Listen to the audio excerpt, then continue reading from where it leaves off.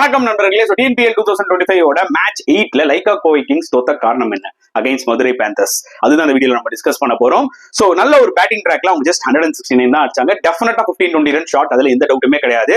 அந்த 169 வரது காரணம் யார் தெரியுமா? லைக்கா கோவை கிங்ஸோட கேப்டன் ஷாருக் கான் தான் ஒரு சூப்பர் நாக் விளையாண்டாரு. இன்ஃபேக்ட் ஒரு கேப்டன் நாக்னே சொல்லலாம். 77 ரன்ஸ். பட் அவங்களோட டாப் ஆர்டர் எடுத்துக்கிட்டீங்கன்னா எல்லாருமே ஒரு ஸ்டார்ட் தான் கொடுத்தாங்க. ஜிதேந்திரா இருக்கட்டும், இல்ல ஒரு பக்கம் லோகேஸ்வரா இருக்கட்டும், இல்ல ஆண்ட்ரூ சித்தார்த்தா இருக்கட்டும், எல்லாமே அந்த 15-20 தான் அடிச்சாங்க தவிர யாருமே ஒரு பெரிய நாக் விளையாடல. ஷாருக் கானோட ஸ்டே பண்ணி அட்லீஸ்ட் ஒரு 50 ரன்ஸ் ஆகுது அடிச்சிருக்கணும். பட் ஷாருக் கான் மட்டுமே நின்று கடைசி வரைக்கும் ஆடினாரு. அதனாலதான் அவங்களால 169 அடிக்க முடிஞ்சது.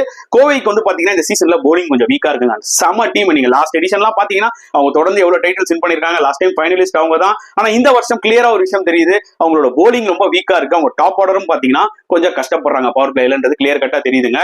சோ போலிங் எடுத்துக்கிட்டீங்கன்னா ஸ்பின் டாமினேட்டடா தான் இருக்கு. மணிமாறன் சித்தார்த் எக்கனாமிக்கலா போட்டாரு. But still fast bowling department கொஞ்சம் ஸ்ட்ரகிள் ஆறாங்க. Kovai back to back losses, disappointing performance.